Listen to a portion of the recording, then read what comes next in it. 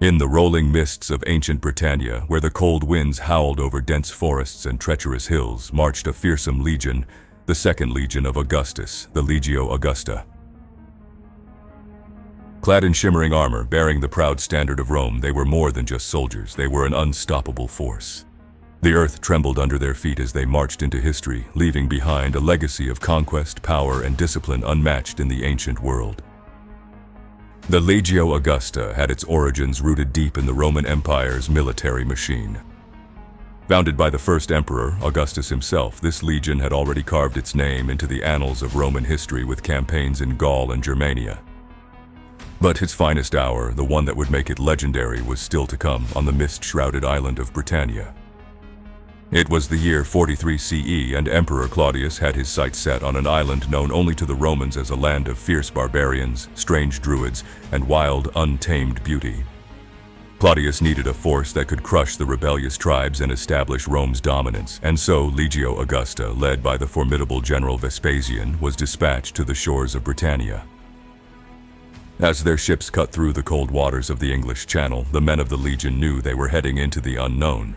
Britannia was a land that had defied Rome for generations, a place where legends told of towering warriors and mystical priests who communed with the gods. But the men of the Legio Augusta were no ordinary soldiers. They were the finest Rome had to offer. Battle-hardened, disciplined, and unwavering, they were prepared to face anything that lay ahead. Their first great challenge came at the Battle of the Medway, facing the united forces of the British tribes, led by the fierce warlord Caradocus. The Romans found themselves outnumbered and outmatched on unfamiliar ground.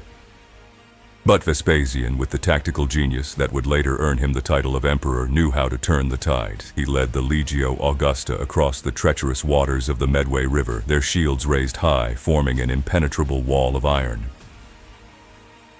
The British warriors charged with terrifying ferocity, their painted faces and wild cries filling the air, but they crashed against the Roman shields like waves upon a cliff.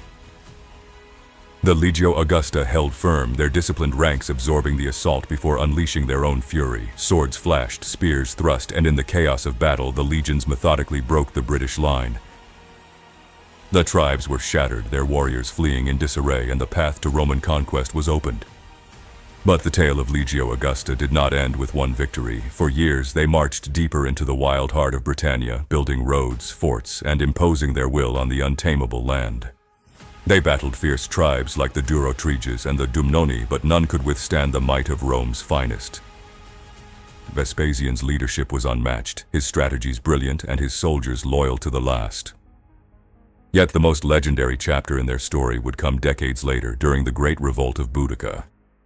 The warrior queen of the Iceni, with fire in her heart and vengeance on her mind, led a massive uprising against Roman rule. With her flaming red hair streaming behind her, she inspired an army of Britons that sacked Roman cities and threatened to drive the invaders from her homeland.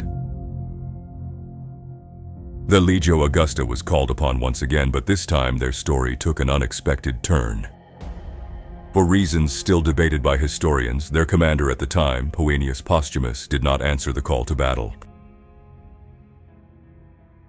While other legions rushed to confront Boudica's forces in the bloody Battle of Watling Street, Legio Augusta remained in their camp, missing their moment of glory. But their legacy was far from tarnished. For over 300 years, they would remain stationed in Britannia, guarding the Roman frontier, constructing the mighty Hadrian's Wall, and ensuring the Pax Romana across the empire's northernmost edge. They became more than conquerors. They became the guardians of Rome's farthest reaches, their banner a symbol of order and civilization in a land that once knew only chaos. The Legio Augusta, through triumph and trials, stood as one of Rome's greatest legions, their iron discipline, tactical brilliance, and unwavering loyalty to the empire immortalized in the stones of the forts they built and the battles they won. Long after their final march, their name still echoes across the hills of Britannia, a testament to the power of Rome and the indomitable will of its legions.